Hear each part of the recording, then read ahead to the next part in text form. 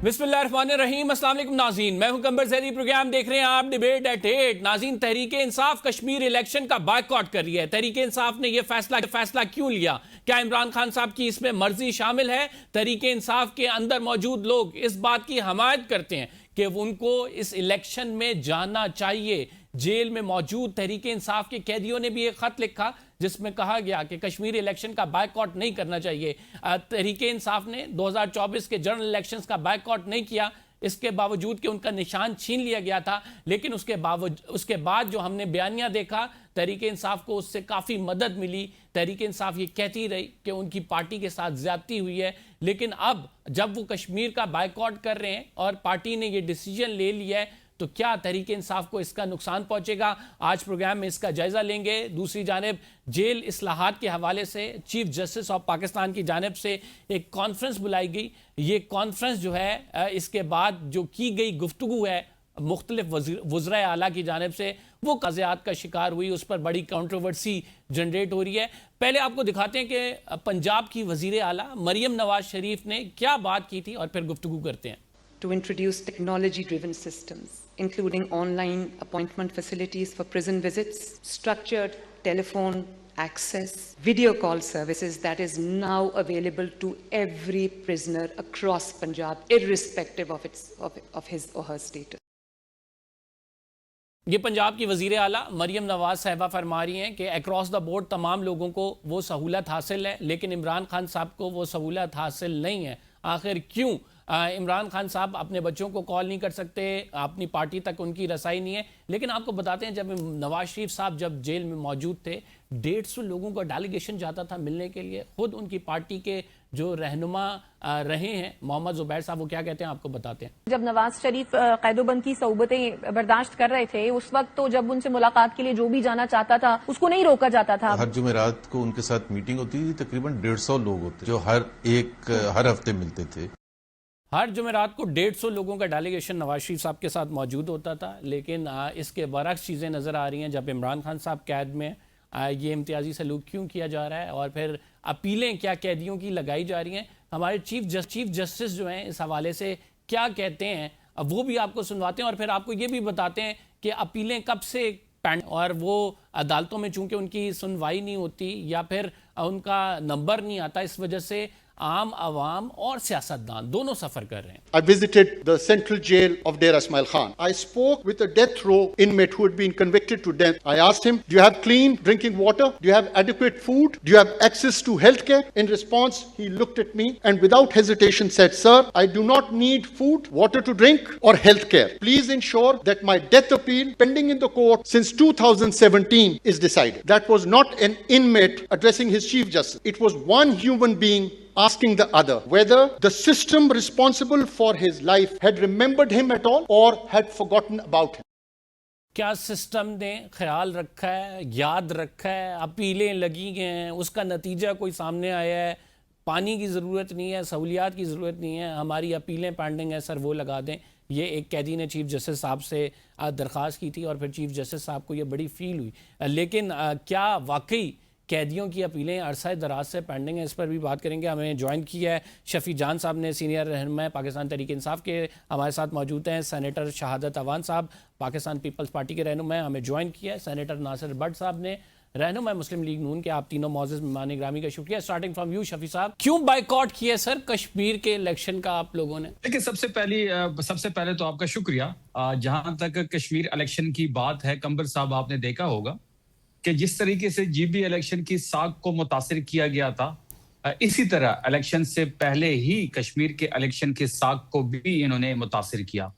आपको इल्म में होगा आपके कि हमारा जो इंतखाबी निशान था जिसको रिस्टोर किया गया, फिर इलेक्शन कमीशन ऑफ पाकिस्तान ही इस फैसले के खिलाफ कोर्ट में गई और उसको दोबारा जो है वो निशान हमसे छीना गया। ये वही इलेक्शन कमीशन ऑफ पाकिस्तान है जिसने इलेक्शन कराना है। जब जिसने इलेक्शन कराना है वो ही फरीक बन गया, तो उसके बाद इस इलेक्शन की साख पे सवाल जो है वो शुरू हो गए। फिर आपने ये भी देखा होगा कि जीबी के इलेक्शन में हमने गिलगित बल्तिस्तान डेमोक्रेटिक मूवमेंट से अलायंस किया, बोलो मैन उनका निशान था। और जब इनके इल्म में ये बात आ गई कि तमाम तहरीक इंसाफ के जो उम्मीदवारान हैं वो एक ही निशान पे लड़ेंगे, اور جو عمران خان صاحب کا خوف ہے اس خوف میں یہ اتنا مبتلا ہے کہ جی بی ڈیموکریٹک موومنٹ پہ بھی پابندی لگا دی. اگر ہم کشمیر میں کسی سے الائنس کرتے تو اس پارٹی پہ بھی پابندی لگا دی جاتی. تو اس طرح کی تمام تر چیزیں یہ پری پول ریگنگ میں آتا ہے. اور جو ایک پولیٹیکل سپیس تحریک انصاف کو اس وقت پورے ملک میں نہیں مل رہی, یہ بھی ایک بہت بڑی وجہ ہے. آپ نے دیکھا ہوگا کہ لیول پلینگ فیلڈ تو دور کی بات کہ ہمیں پلینگ فیلڈ نہیں مل رہی. آپ نے پنجاب کے بائی الیکشن دیکھ لیں, اور نون لیگ کا ایک اور وتیرہ بن گیا ہے کہ یہ اس سیاسی انتخابی دوڑ میں اکیلے جو ہے وہ دوڑنا چاہتی ہے, اور اکیلے دوڑ بھی رہی ہے. پنجاب کے بائی الیکشن جو ہے, آپ کیا کنکلوژن اس کی ہوگی؟ آپ کی پارٹی کے اپنے اندر سے لوگ کہہ رہے ہیں کہ نہیں, ہمیں یہ کنٹیسٹ کرنا چاہیے, فیلڈ ایسے نہیں کھلی چھوڑنی چاہیے. 2024 کے election despite of the fact کہ آپ کو لیول پلینگ فیلڈ نہیں ملی, لیکن آپ لوگوں نے کنٹیسٹ کیے اور اس کے بعد آپ کو ایک بڑا نیریٹو ملا جس کی وجہ سے آپ جو ہے رائٹ ناؤ سروائیو کریں. Don't you think so participating in the election is the right direction جس کو پارٹی کو فالو کرنا چاہیے؟ ایک پروسیس ہے, اس کا حصہ تو بنے. دیکھیں, اگر آپ مجھ سے ذاتی طور پہ اگر میری رائے لیں تو میری بھی یہی رائے ہے کہ میدان خالی نہیں چھوڑنا چاہیے. میری ذاتی رائے بھی یہی تھی کہ الیکشن لڑنا چاہیے. آپ نے 8 فروری کو الیکشن لڑا, جو حالات تھے وہ آپ کے سامنے تھے. ہم نے پنجاب کے بائی الیکشن میں بھی حصہ لیا, ہم نے جی بی الیکشن میں بھی حصہ لیا, ہمیں کشمیر الیکشن میں بھی حصہ لینا چاہیے تھا. لیکن جو فیصلہ ہو چکا ہے اس کے ساتھ تمام لوگ سٹینڈ بائی کریں گے.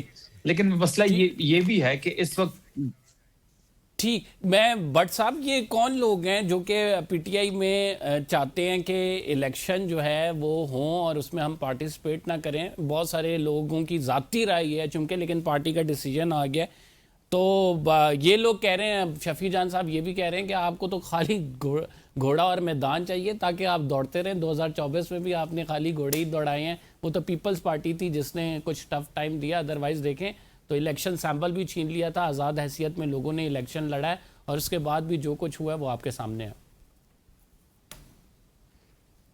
بسم اللہ الرحمن الرحیم. میں نے شفیع جان صاحب کی باتیں سنی ہیں. ایک بات بتاؤں, یہ جب انہوں نے گلگت بلتستان کا الیکشن دیکھا تھا نا, آپ ان کی ذرا وہ نکال لیں ویڈیو آئیڈیو, جتنے بھی یہ سو کارڈ سیاستدان تھے پی ٹی آئی والے. اس نے کہا جی ینگ ساری جنریشن ہمارے ساتھ ہے, آپ کچھ بھی کر لیں, الیکشن ہم جیت چکے ہیں اور ووٹ سب ہمیں ملیں گے. وہ آپ کے سامنے ہے کیا ہوا. اور ابھی دیکھیں کچھ دن پہلے اگر آپ نکالیں تو یہ ان کے وہ نیازی ایم ایل اے جو پہلے وزیر اعظم تھے, انہوں نے کہا جی ہم نے سارے جو الیکشن اپنا وہ جو امیدوار ہیں ہم نے ان کے نام فائنل کر لیے ہیں, 1-2 دن میں اناؤنس کر دیں گے. بات یہ ہے کہ انہوں نے دیکھ لیا کہ اب ان کو کوئی وہ جو پرانے ان کے ساتھی ہیں ان کو چھوڑ کے چلے گئے, کیونکہ یہ اکٹھے کوئی کر کے گیا تھا. جس نے اکٹھا کیا وہ خود جیل میں ہے, کوئی وہ باتھ روم میں گرا ہے, اس کی طبیعت ٹھیک نہیں ہے, کوئی لوگ بھاگ گئے ہیں. تو یہ وہی حال ہے جو کاف لیگ کا ہوا تھا. مشرف 10 سال رہا تھا, جب وہ گیا تو کاف لیگ بکھر کے ختم ہو گئی. ان کو یاد کریں جہازوں میں بٹھا کے لاتے تھے 2018 میں. تو بات یہ ہے کہ ان کو اپنی حقیقت نظر آ گئی ہے, تو اس لیے ان کے پاس یہ انہوں نے بائیکاٹ کر دیا. یہ اسی طرح کرتے ہیں, ان کو چاہیے تھا الیکشن لڑیں, لیکن انہوں نے دیکھ لیا کہ ہمیں لوگ چھوڑ کے چلے گئے. وہ جن کو جہازوں میں بٹھا کے لاتے تھے وہ آج آپ لوگوں کے اتحادی ہیں. نہیں میری سنیں, ہم آمد بٹھا کے نہیں لاتے تھے, وہ جو ان کو جس جہازوں میں آتے تھے وہ بھی ان کو چھوڑ گئے ہیں. وہ آپ کے ساتھ مل گئے نا. یہ زبردستی کا جو ہوتا ہے, جی میں کہتا ہوں یہ ان کا جو زبردستی کی شادی تھی نا وہ ختم ہو چکی ہے. اور اب ان کی یہ حالت اسی لیے ہے کہ یہ بائیکاٹ کر رہے ہیں. یہ تو آپ مجھے بتائیں قومی اسمبلی میں کیا یہ اپوزیشن کا کردار ادا کر رہے ہیں؟ اپوزیشن جتنی جماعتیں باقی اپوزیشن کی ہیں وہ یہ اکٹھے نہیں ہو رہے, ان کی آپس میں بہن بھائی لڑ رہے ہیں. علیمہ خان کہتے ہیں یہ نہ کرو. بٹ صاحب اپوزیشن والا پوائنٹ بڑا اہم ہے شہادت صاحب سے. شہادت صاحب, ہم نے کشمیر میں دیکھا اپوزیشن موجود نہیں تھی, جس کی وجہ سے ایک عوامی موومنٹ اٹھی اور اس کے بعد پھر آپ کے سامنے ہے کہ اس کو بین بھی کیا گیا, پھر وہاں پہ پروٹیسٹ بھی ہوئے. تو اپوزیشن کا کردار ہے بڑا اہم ہوتا ہے. آپ 55 لوگوں کی اسمبلی میں سے 30 لوگ آپ اگر منسٹریز میں ڈالیں گے, وٹ ڈو یو ایکسپیکٹ؟ پھر وہاں پہ ایسی تحریکیں جنم لیں گے. ابھی بھی رائٹ ناؤ کشمیر کے حالات جو ہیں وہ آپ کے سامنے ہیں. کیا پیپلز پارٹی دیکھتی ہے, کیا حل ہونا چاہیے؟ ایک پارٹی بائیکاٹ کر رہی ہے, آپ لوگ کنٹیسٹ کریں گے, لیکن رائٹ ناؤ جو سچویشن ہے وہ ہمیں بالکل اپوزٹ نظر آ رہی ہے. دیکھیں زیدی صاحب, بڑے احترام کے ساتھ سب سے پہلی بات تو جو کشمیر کی جو پوزیشن ہے وہ آپ نے دیکھ لی ہے. جس کے بین کی آپ بات کرتے ہیں کوئی پولیٹیکل پارٹی وہ نہیں ہے.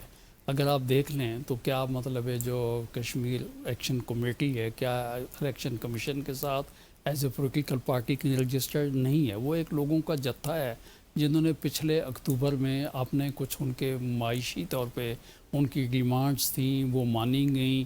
اس کے اوپر گورنمنٹ نے کنسیڈ کیا, وہ انکریج ہوئی ہے. اس کے بعد انہوں نے آؤٹ آف پارلیمنٹ جو ہے انہوں نے کچھ ڈیمانڈ رکھ لیں جو کہ کوئی پولیٹکس یا کوئی حکومت ان کو تسلیم نہیں کر سکتی تھی. تو اس کے بعد جو ہے گورنمنٹ بھی ہے اس کے بعد باقاعدہ سپریم کورٹ کو ہی کہ تاکہ اس بات کو فیصلہ ہو کہ کیا یہ 12 سیٹس ہیں کیا کسی کے دباؤ پریشر کی وجہ سے ختم ہو سکتی ہیں. اس پہ آزاد کشمیر کی سپریم کورٹ نے بھی کہا کہ یہ پارلیمنٹ جو ہے بڑھا اور گھٹا سکتی ہے, کوئی جتھا جو ہے روڈ پر آ کر نہیں کر سکتا. نمبر 1. اس کے بعد اگلی بات یہ رہ گئی کہ جہاں تک آپ نے شفیع جان صاحب کی بات کی, پی ٹی آئی کی بات کی, انہوں نے خود بھی چونکہ لکھا پڑھا لڑکا ہے انہوں نے بالکل اس بات کو تسلیم کی ہے. اور ہر پولیٹیکل پارٹی خاص کر پاکستان پیپلز پارٹی یہ چاہتی ہے کہ ہر ایک پولیٹیکل پارٹی کو الیکشن میں پارٹیسپیٹ کرنا چاہیے اور ہر ایک کو ایکول جو ہے پلینگ فیلڈ جو ہے وہ بھی ملنی چاہیے اور برابر کے مواقع بھی ہونے چاہیے. تھوڑی سی امید یہ پیدا ہوئی تھی کہ وہاں کے الیکشن کمیشن جو ہے انہوں نے ان کا نشان بحال کر دیا, لیکن چونکہ وہ ٹیکنیکلٹیز کی وجہ سے پاکستان میں جو فیصلہ ہوا تھا سپریم کورٹ میں شاید اس کے آڑے آنے کی وجہ سے ان کو وہاں پہ اپنا سمبل نہیں مل سکا. لیکن میں یہ کہتا ہوں یہ کیسی بات ہے, مطلب آپ خود بھی چونکہ قانون کی بہت سمجھ بوجھ رکھتے ہیں, جسٹس قاضی فائز عیسیٰ کے فیصلے کا بھی آپ لوگوں نے مطالعہ کیا ہوگا. رائٹ نو ایک جج فیصلہ دے کے چلا گیا, ایک پارٹی اس کے لیے فائٹ کر رہی ہے, اسٹل اتنے سال گزر جانے کے باوجود بھی وہ صرف ایک بات کہتے ہیں ہمیں پارٹی سیمبل نہیں ملا. ہاؤ ڈو یو سی دس؟ میں آپ کو یہ بات بتاؤں, یہ جہاں تک کورٹ کا فیصلہ ہے یقیناً اس نے فائنلٹی اٹین کر لی ہے. سپریم کورٹ کا فیصلہ تو اپنی فیلڈ میں رہے گا انٹل انلیس کسی ریویو میں یا کسی چیز میں اوور ٹرن نہ ہو. اس کے لیے باقاعدہ ریویو فائل کیا گیا, وہ نہیں ہو سکا. لیکن ماضی میں اس قسم کے چند ایک فیصلے اس قسم کے ہیں جو مخالفین کے لیے کورٹس میں فیصلے آتے رہے, 8 سال 7 سال 10 سال کے بعد جو اوور ٹرن جو ہے وہ فیصلے ہوتے رہے. تو یقینی طور پہ نہیں, اس کے لوگ حل بھی نکال لیتے ہیں. اس کا حل یہ ہے کہ آج اگر اس پولیٹیکل پارٹی جو ہے دیکھیں نا پاکستان پیپلز پارٹی جو ہے ہم نے بھی تو پارلیمنٹیرین بنا لی نا, ہم نے بھی تو پارلیمنٹیرین بنا لی. لیکن شہزاد امان صاحب as a parliamentarian I want to know exactly کہ آپ کو کیسا لگتا ہے پاکستان کی سب سے بڑی سیاسی جماعت اس کے پاس اسمبلی نہیں ہے؟ میں آپ کو یہ بات بتا رہا ہوں, میرا سب سے بڑی بات یہ سب سے بڑی بدقسمتی یہ ہے کہ وہ میرے حساب سے ون مین شو ہے. چونکہ جو آدمی پارٹی چلاتا یا جس کی پارٹی ہے وہ پابند سلاسل ہے. شاید وہ باہر ہوتا تو اس کا کوئی حل نکالتا. باہر کے جو دوست ہیں یہ ان کا کام تھا نا کہ اس کا حل نکالتے.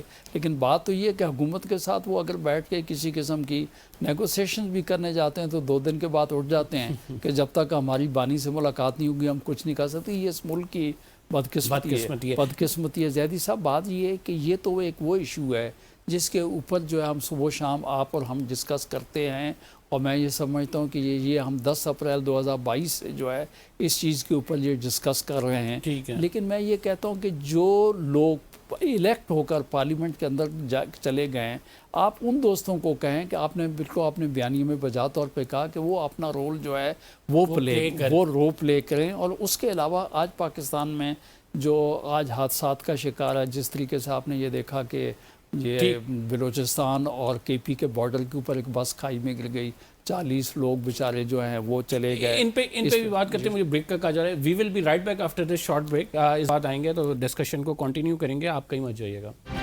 ویلکم بیک ناظرین.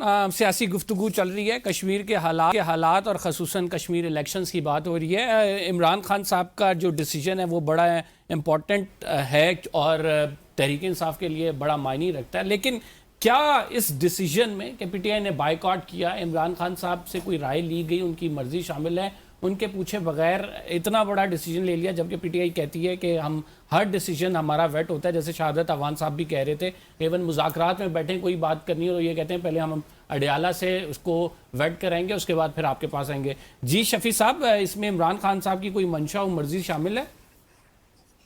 کہ آپ نے دیکھا ہوگا کہ بیرسٹر غور صاحب نے ٹویٹ بھی کی ہے، یہ فیصلہ جو ہے یہ لیڈرشپ نے اور جو ہماری کشمیر کی ایک سیاسی لیڈرشپ ہے، یہ دونوں نے مل کے یہ فیصلہ لیا ہے۔ اس کے ساتھ ساتھ قمبر صاحب آپ دیکھ لیں کہ اس وقت جو کشمیر میں حالات ہیں اس کو اگر آپ سامنے رکھیں تو مجھے نہیں لگتا کہ یہ الیکشن فری اینڈ فیئر ہوگا، لوگوں کو اپنے ووٹ کاسٹ کرنے کا موقع ملے گا۔ وہاں پہ ایک بحران کی صورتحال ہے، راولا کوٹ دیکھ لیں، دیگر جگہ دیکھ لیں۔ I do agree. اس میں پلیز ایک سپلیمنٹری کوشچن لے لیں۔ آپ کی لیڈرشپ نے فیصلہ کر لیا، ویری گڈ، آپ لوگ اس قابل ہیں کہ اپنے فیصلے خود کر لیتے ہیں، تو جب مذاکرات کی ٹیبل پہ بیٹھتے ہیں تب بھی ایسے فیصلے کر لیا کریں کہ آپ لوگ خود مل کے کوئی ایک ڈیسیجن لے لیں، نہ اس کو آپ کو اڈیالہ سے ویٹ کرانا پڑے۔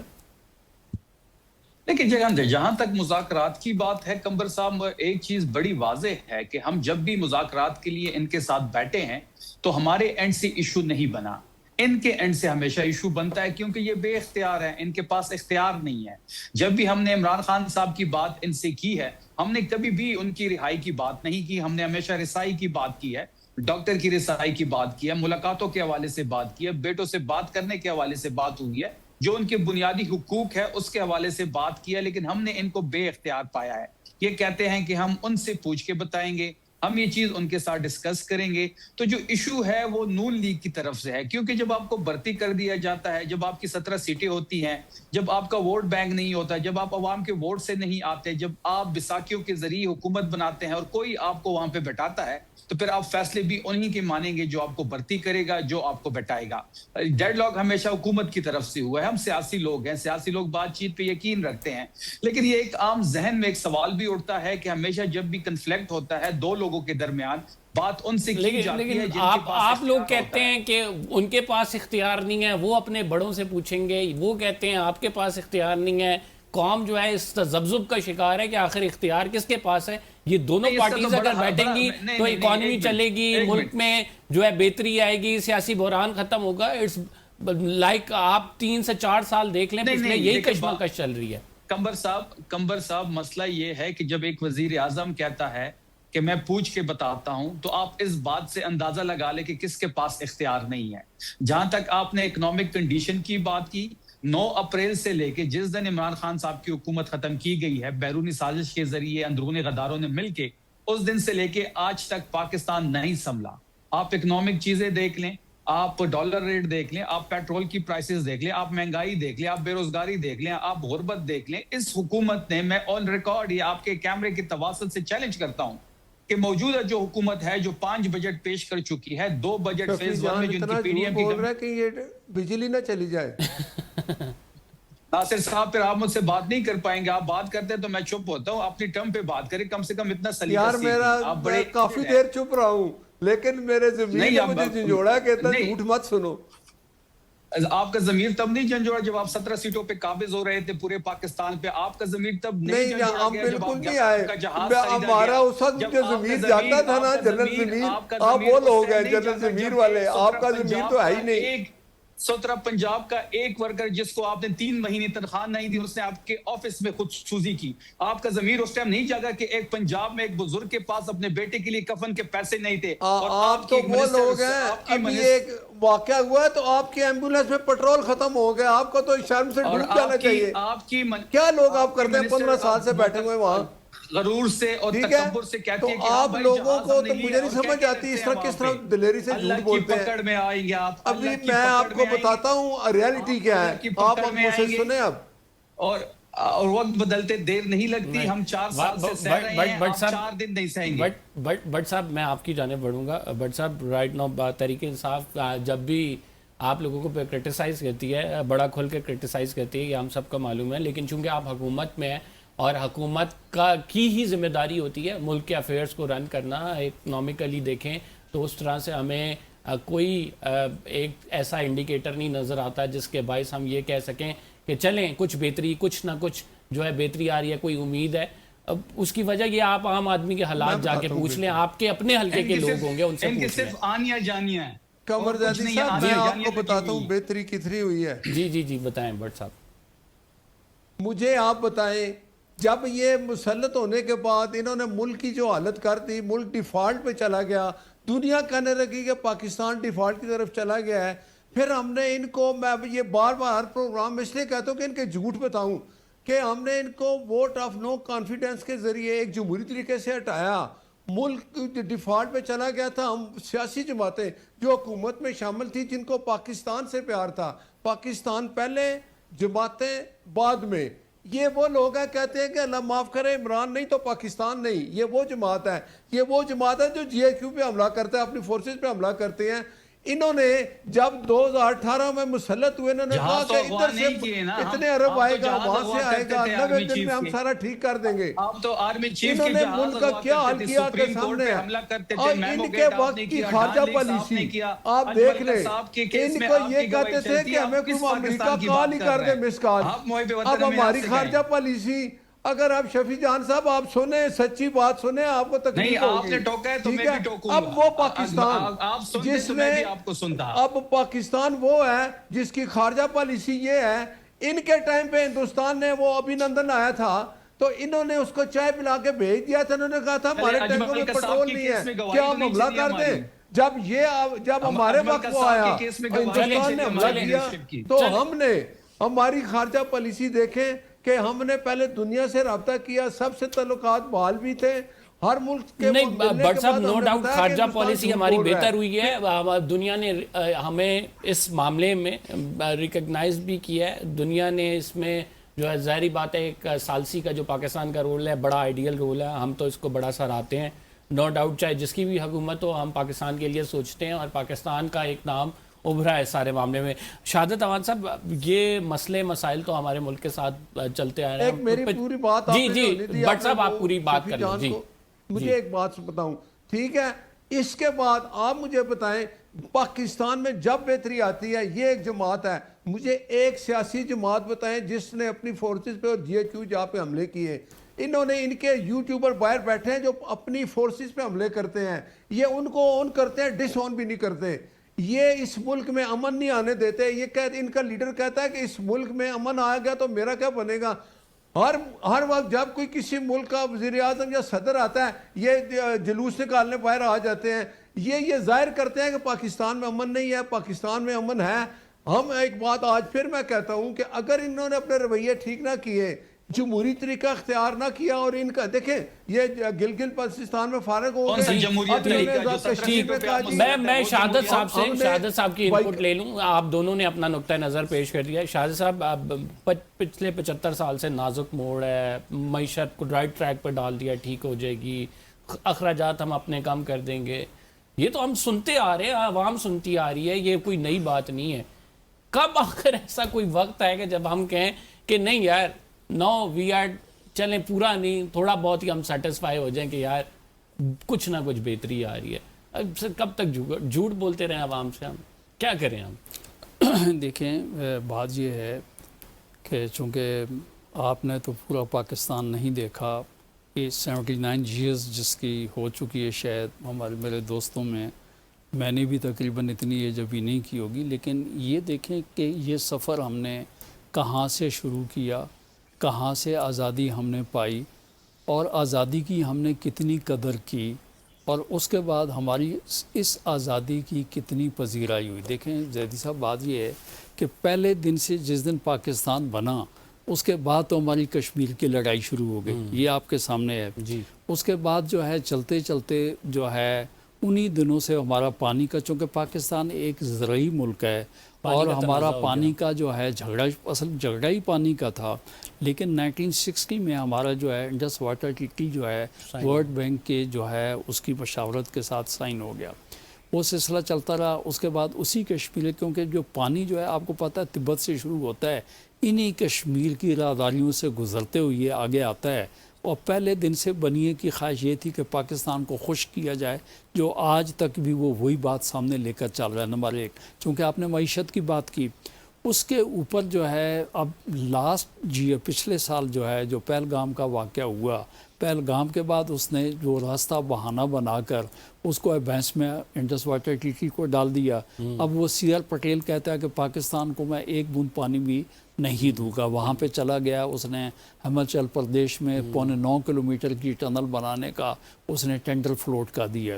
تو بات یہ ہے کہ ہم نے ان سب چیزوں کو اپنے بزور طاقت ہماری اپنی فورسز جو ہیں ان کی وجہ سے جو ہے ان چیزوں کو روکا ہوا، ورنہ ادروائز میں آپ کو بتانے کا اتنی بات مقصد یہ تھا کہ پاکستان کا معرض وجود میں آنے کے پہلے دن سے ہی میں نے کہا کہ پاکستان کو کچھ قوتیں تسلیم نہیں کر رہی تھیں، لیکن الحمدللہ کہ ہم نے اس پاکستان کو قائم دائم جو ہے ہم نے اس کو رکھا ہوا ہے۔ اب بات یہ رہے گی، آپ نے بات کی محاذ پہ ہم کیا پرفارم کرتے ہیں، آپ ہو گئے سینیٹر ناصر صاحب ہو گئے، شفیع جان صاحب ہو گئے، میں ہو گیا۔ دیکھیں آپ نے بالکل آپ بجا طور پہ یہ کہہ رہے ہیں، لیکن میں آپ کو یہ بات بتاتا ہوں، یہ بھی دیکھ لیں کہ یہ 79 years کی جو ہماری اسٹرگل ہے، اس کو آپ اگر سیاستدانوں سے پوچھتے ہیں، اس کو آپ بائیفرکیٹ کر کے دیکھ لیں کہ ہم نے کتنا عرصہ جو ہے پاکستان کو ہم نے رول کیا، کب کب ہم نے آپ کو کانسٹیٹیوشن دی ہے، کیا کچھ کیا۔ لیکن بات یہ ہے کہ ہم تینوں مختلف پولیٹیکل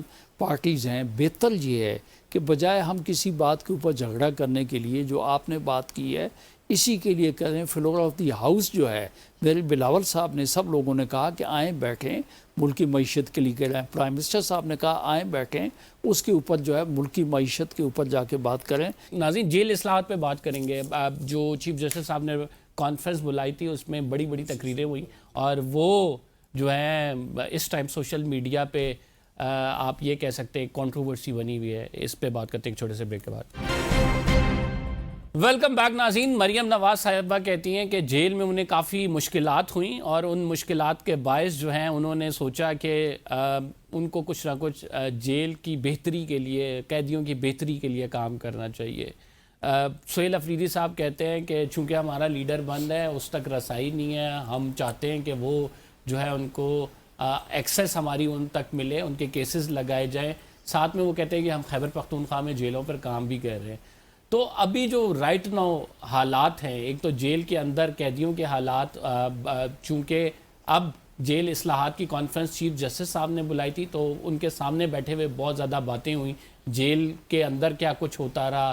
پھر مریم نواز صاحبہ نے بھی اپنی ایک ردات سنائی، عمران خان صاحب بھی کہتے ہیں جیل کے حوالے سے۔ تو شہادت اوان صاحب چونکہ ان کا سبجیکٹ بھی ہے، ان سے پوچھیں گے۔ سر جیل اصلاحات پر بات ہوتی ہے اور جیل اصلاحات ہونی چاہیے، بڑا ضروری ہے پاکستان کے اندر۔ ہم اگر دیکھیں پولیٹیکلی دیکھیں تو جس طرح سے عمران خان صاحب جیل میں ہیں، کاٹ رہے ہیں، دیگر لیڈرز جو ہیں، نو ڈاؤٹ زرداری صاحب نے بڑی جیل کاٹی، نواز شریف صاحب نے بھی جیل کاٹی، لیکن ہم نے یہ دیکھا کہ باہر آتے تھے، بیمار ہوتے تھے، اسپتال منتقل ہو جاتے تھے تو قدرے بہتر سہولیات ملی، لیکن ایک عام آدمی کو دیکھیں تو وہ اسی طرح جیل میں رہتا ہے، اسے سہولیات نہیں ملتی۔ زیدی صاحب سب سے پہلی بات تو یہ ہے کہ یہ جو نیشنل جو ہے یہ جو کانفرنس ہوئی ہے، یہ NJPMC جو ہے national judicial policy making committee, یہ چودھری افتخار صاحب کے دور میں انہوں نے کمیٹی جو ہے جوڈیشل پالیسی طے کرنے کے لیے بنائی تھی، جس میں تمام اسٹیک ہولڈرز جو تھے ان کو بلایا جاتا تھا۔ یہ اسی کا ایک تسلسل ہے کہ یہ ان دوستوں کو بلایا گیا، اور یہ جیل ریفارم کے اوپر جو ہے متعدد وقت اوقات میں یہ کام ہوتا رہا، اور اس دفعہ بھی جو ہے تمام جتنے جو اسٹیک ہولڈرز ہیں وہ تمام اس کمیٹی میں آئے، اور اس کی جو ایک میٹنگ ہوئی اور وہاں پہ ہر ایک نے اپنی اپنی سجیشنز دیں۔ سب سے پہلی بات تو یہ ہے کہ جیل کی آپ اصلاحات، میں یہ کہتا ہوں اچھی بات ہے، کرنی چاہیے، ہونی چاہیے، کیونکہ اس کے اندر سب سے بڑی بات ہے کہ جو UTPs ہیں، جو انڈر ٹرائل پرزنرز ہیں، ان کی پریزمپشن تو اس وقت جب تک ان کو سزا نہ ہو اس وقت وہ کوئی انوسینٹ ہے، تو ایک انوسینٹ آدمی جو آپ کا پڑا ہوا ہے وہاں پہ، اس کو یقینی طور پہ زندگی کی تمام سہولتیں میسر ہونی چاہیے۔ ایک اس کے بعد میں آپ کو یہ بات بتاؤں کہ سلسلہ صورتحال یہ ہے کہ، لیکن بات یہ دیکھیں کہ ان تمام چیزوں کا، جیسے کہتے ہیں نا کہ ہر بیماری کا ماخذ آپ ڈھونڈیں، ہر چیز کی بنیاد ڈھونڈیں، تو میں یہ کہتا ہوں بھائی کہ آپ یہ سارا کچھ کریں، لیکن یہ بیک لاگ نکالنے کے لیے بہتر یہ ہوتا کہ عدلیہ جو ہے اپنا کام پر وقت کرے، بجائے اس کے کہ کل کی اسپیچز کے اندر جو ہے اگر آپ وہاں دیکھ لیں تو وہاں پہ یہ بھی کہا گیا کہ بھائی بات یہ ہے کہ 16-18 سال تک جو ہے ایک مقدمہ وہاں پہ پینڈنگ رہا، اور جس دن فیصلہ ہوا تو پتہ جیل کے اندر بندہ جو ہے یہ فوت ہوا۔ متعدد تو کیسز میں ہیں، آپ کو یہ کہتا ہوں کیسز ہیں۔ کہ اس کے علاوہ یہ بتاؤں کہ ان چیزوں کے علاوہ آپ یہ دیکھیں، شاہد صاحب سوری آپ کو انٹرپٹ کروں گا، آپ کو یاد ہوگا جسٹس کھوسا نے ماڈرن کورٹس کا تصور دیا پھر وہاں پہ کہ جلدی بیک لاگ ختم ہوگا، لیکن چیف جسٹس چینج ہوتا ہے، پالیسی چینج ہو جاتی ہے، اس کا کیے ہوئے سارے جو کام ہیں وہ ایک نئے سرے سے دوبارہ سے شروع ہو جاتے ہیں، تو بیک لاگ تو سپریم کورٹ کا نہیں ختم ہو رہا۔ خالی میں نے کہا ٹوٹل جوڈیشری کا جو ہے آپ دیکھیں جی، آپ جس کے کورٹ سے لے کر جو ہے نا سپریم کورٹ تک آ جائیں، تو میرا اس میں صرف کہنے کا مقصد یہ ہے، اچھی بات ہے انہوں نے اچھی کل باتیں کی، چاروں جو جتنے سی ایم تھے وہ سارے کے سارے آئے، انہوں نے اصلاحات کی بات کی، اور اس کے علاوہ جیلوں کے اندر کہا گیا لکھائی پڑھائی کا کام شروع ہے، اس کے علاوہ لیکن میں بتاؤں کہ ایک یہ بھی تو آپ دیکھیں کہ ایک جیل کی کیپیسٹی کتنی ہے اور اس کے اندر آپ نے انسان کتنے رکھے ہوئے ہیں، انفراسٹرکچر جو ہے اس کو بھی مکمل کرنے کی جو ہے اس کو ضرورت ہے۔ میں شفیع صاحب سے بات کروں گا۔ شفیع صاحب، آپ لوگوں نے پہلا جو بات کی ایجنڈا یہ رکھا کہ آپ لوگوں کے کیسز نہیں لگائے جا رہے، اور جیل اصلاحات کے آپ نے پھر خیبر پختونخوا کا بھی بڑی ڈیٹیل سے بتایا کہ کیا کچھ ہو رہا ہے، تو سر آپ کیا سمجھتے ہیں جیل اصلاحات کی؟ اگر مریم نواز صاحبہ بات کرتی ہیں اور وہ یہ کہتی ہیں کہ ہم تو بہتری کر رہے ہیں اپنی طرف سے، تو وہ بہتری آپ کو نظر آ رہی ہے کہیں؟ دیکھیں، پہلی بات یہ ہے کہ کل سی ایم افریدی صاحب اور باقی 3 وزیر اعلیٰ نے اس میں شرکت کی۔ اگر آپ نے تینوں کی سپیچز اگر آپ سن لیں تو سوائے خیبر پختونخوا کے علاوہ کسی کے پاس کوئی ایجنڈا نہیں تھا۔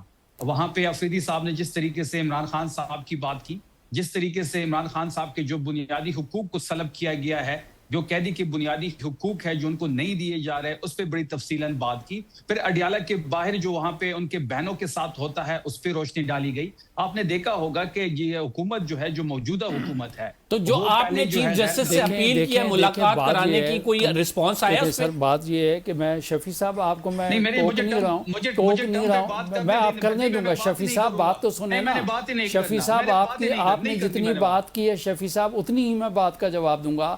آپ نے کہا کہ صرف 4 میں سے ایک نے بات کی ہے، بھائی بات یہ ہے کہ جیل ریفارمز کی بات تھی، ہر ایک سی ایم نے یہ بتایا کہ اپنے صوبے کے اندر میری جیل کا کیا حال ہے، میری جیل کے اندر سندھ کی جو جیلیں ہیں وہاں پہ میں آپ کو بات بتاؤں، وہاں کا ماحول دیکھ لیں، وہاں کی ایجوکیشن دیکھ لیں، وہاں کی ہیلتھ دیکھ لیں، وہاں کی جیل کی، وہاں کورٹ کی اٹینڈنس جو اپیرنس جو ہے وہ آپ دیکھ لیں، چونکہ آپ کے پاس ایک ہی سبجیکٹ تھا جو کل کی کمیٹی کا سبجیکٹ نہیں تھا، تو آپ نے اپنے وہاں مطالبات رہے، تو آپ یہ کہیں نا، آپ اپنی حد تک رہیں کہ آپ نے یہ بات کی، یہ کیوں کہتے ہیں کہ باقی کے پاس نہیں تھا؟ میں کہتا ہوں جتنا بھٹی صاحب اور مراد علی شاہ صاحب نے جس طریقے سے جو ہے اپنی اصلاحات میں پارٹیسپیٹ کیا، میرے بھائی آپ اپنی بات کریں لیکن باقیوں کو اس طریقے سے میں ناصر بٹ صاحب سے جاننا چاہتا ہوں۔ ناصر صاحب، آپ رائٹ ناؤ اگر بات کی جائے، وہ تو کہہ رہے ہیں کہ ہمیں ہیومن رائٹس آپ جو ہے اس کے تحت ایکسس دے دیں، جیل اصلاحات تو آپ ضرور کریں لیکن اس سے پہلی جو سب سے بنیادی مطالبہ ہے کہ آپ ہمیں ایکسس تو ہمارے قیدی تک دیں، پھر آپ بتائیں کہ جو بھی آپ نے ریفارمز کرنی ہے اس قیدی کے لیے اس کی بھائی ملاقات تو کرا دیں۔ وہ بار بار یہ رو رہے ہیں آپ سے۔ بات یہ ہے، شکریہ آپ نے مجھے بھی ٹائم دے دیا، اب ذرا مجھے 5 منٹ دے دیں۔ جی آپ کی ہے۔ یہ جو پی ٹی آئی کے لوگ ہیں نا، ان کا ایک ہی مسئلہ ہے، ان کے دماغ میں کوئی چیز نہیں ہے۔ ان کو کہیں کہ کھانا کیا کھانا ہے، انہوں نے کہنا جی عمران جیل میں ہے، ان کو بولیں آئے بیٹھے بات کریں، عمران خان جیل میں ہے، ان سے پوچھیں عمران خان کیوں جیل میں ہے، کیا اس نے کیا کیا ہے؟ اس نے چوری کی ہے 190 ملین کی، اس کو حکومت نے جیل میں نہیں رکھا، اس کو عدالت نے جیل میں رکھا ہے۔ اگر اس نے باہر بھی آنا ہے تو عدالت اس کو باہر لائے گی۔ اصلاحات کی بات کی، میرا بھائی جو یہ بتا رہے ہیں نا کہ وہ ہم نے وہاں بات کی کہ ہمارے لیڈر کو جیل میں نہ رکھو، بھائی آپ یہ بتاتے ہیں کہ آپ اپنی جیلوں میں کیا اصلاحات لا رہے ہیں قیدیوں کے لیے؟ ان کے پاس کوئی ایجنڈا ہے نہیں۔ وہ وزیر اعلیٰ کو بنتا ہے، وہ وزیر اعلیٰ حلف اٹھاتا ہے، کہتا ہے میں جا رہا ہوں، عمران کو باہر نکالنا ہے، میری جان جائے گی لیکن عمران باہر آئے گا۔ گنڈا پور وزیر اعلیٰ بنا، اس نے یہ نہیں کہا میں اپنے صوبے میں جو اتنی دہشت گردی ہے اس کو ختم کروں گا، اس نے بھی یہی کہا میں جاؤں گا، جا کے عمران خان کو لاؤں گا، اس کو جیل سے نکالوں گا، جیل توڑوں گا۔ بھائی آپ بس کر دو، اپنے آپ کو آنکھیں کھول لو۔ وہ شخص جو جیل میں بیٹھا ہے وہ کہتا ہے ہم نے 9 مئی کیا ہی نہیں، او بھائی تم لوگوں نے نہیں کیا تو کس نے کیا ہے؟ یہ مانو، آج بھی کہتا ہوں قوم سے معافی مانگ لو. دیکھیں سب سے پہلی بات تو میں یہ کہوں کہ بٹ صاحب آپ نے یہ جو کہا ہے نا کہ معافی مانگ لیں اور چھوڑ دیں، حکومت جو ہے استغاثہ کے طور پہ ضرور کام کر سکتی ہے، لیکن اگر کسی نے اگر وہاں پہ میں سمجھتا ہوں کہ ہماری جو دفاعی تعمیرات یا اس قسم کی ہماری جو چیزیں ان پہ حملہ کیا ہے تو وہ قابل معافی جرم نہیں ہے، اور حکومت اس کو معاف نہیں کر سکتی ہے. وہ تو عدالت فیصلہ کرتی یا بے گناہ کرے یا گناہ گار کرے. میری گزارش یہ ہے کہ ایک بات ہے زیدی صاحب کہ یہ ایک حقیقت ہے، آخری منٹ کا آخری بات یہ ہے کہ یہ ایک حقیقت ہے کہ ایک آدمی کو استغاثہ نے جو ہے 2023 اگست اگر رکھا ہوا ہے اور ہم 26 کے اندر اگر داخل ہو گئے ہیں تو بٹ صاحب کو میں ریکویسٹ کروں گا کہ اپنے استغاثہ کو بولیں اس ایشو کو، تاکہ پبلک کو بھی تسلی ہو جائے، جو اکیوز ہیں ان کو بھی تشفی ہو جائے، اور جو ہے دودھ کا دودھ پانی کا پانی ہو جائے کہ بھائی آپ استغاثہ کو بولیں کہ ٹائم کے اوپر جو ہے فیصلے کروائیں، ٹرائل ٹائم پہ ہونی چاہیے، اپیلیں ٹائم پہ سنی جانی چاہیے. اس کے علاوہ جو پالیسیز ہے، جو سسٹم ہے قانون کے مطابق، میں یہ کہتا ہوں ڈیلے ان دی ٹرائل جو ہے that is denial of the trial. تو میری گزارش یہ ہے سر کہ یہ خدشات کیوں پیدا ہو رہے ہیں، یہ وکٹمائزیشن کی طرف کیوں لے کے چیزوں کو ہم جا رہے ہیں. یہ میں کہتا ہوں ہم سب لوگوں کا یہ حق ہے کہ بر وقت ہر ایک کو انصاف آپ دیں، انصاف ملنا چاہیے، بجائے ہم آپس میں بیٹھ کے انصاف ناظرین ملنا چاہیے، چاہے وہ عمران خان ہو یا پھر کوئی عام سٹیزن ہو. یہ جو جیلیں زیدی صاحب جیلیں جو بھری ہوئی ہیں جن کے لیے اصلاحات کی بات کر رہے ہیں، ہر ایک کو انصاف ملنا چاہیے. جی ناظرین، جو عام آدمی ہیں اس کے لیے بھی وہی سہولیات ہیں، اس کے لیے بھی وہی چیزیں ہونی چاہیے جو کہ ایک سیاسی قیدی کو حاصل ہیں. اکراس دا بورڈ ہونا چاہیے. اگر ایک سیاسی قیدی کا کیس نہیں لگ رہا ہے اور اس کے حوالے سے اپیلیں داخل کی جا رہی ہیں تو یہ انصاف کا تقاضا ہے کہ اس کی اپیلیں بھی میرٹ پر لگائی جائیں اور اس کی سنوائی ہو، تاکہ جو یہ ایک تاثر ہے کہ اس کو پولیٹیکل وکٹمائزیشن کی طرف لے کے جایا جا رہا ہے وہ زائل ہو سکے. فی الحال کے لیے اتنے. قمبر زیدی کو اجازت دیجیے، اگلے پروگرام میں آپ سے ملاقات ہوگی. اللہ نے